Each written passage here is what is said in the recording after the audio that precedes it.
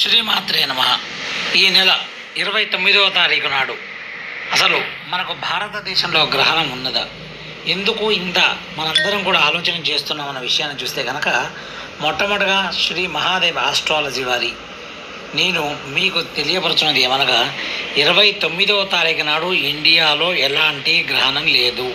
నిర్మోహమాటంగా అన్ని దేవాలయాలు మనకు ఓపెన్ చేసే ఉంటాయి, అన్ని కార్యక్రమాలు చేసుకోవచ్చు, అమావాస్య పితృతర్పణాలు చేసుకోవచ్చు, ఎలాంటి ఇబ్బందులు కూడా ఏమీ లేవు. దైనందిక కార్యక్రమాలు చేసుకోవచ్చు.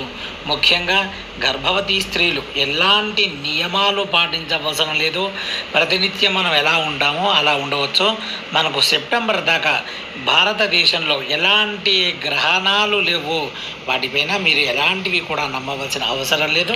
తప్పకుండా ప్రతినిత్యం మన కార్యక్రమాలన్నీ కూడా మనం చేసుకోవచ్చు. ఎందుకంటే మనకు లేని గ్రహణానికి మనం పాటించవలసిన అవసరం లేదు. మనం ఎలాంటి విధమైనటువంటి నియమాలు కానీ ఏమీ లేవు. ఇది భారతదేశంలో ఏర్పడుతున్నటువంటి గ్రహణం కాదు. నేను మీ కేవీఆర్ శాస్త్రి.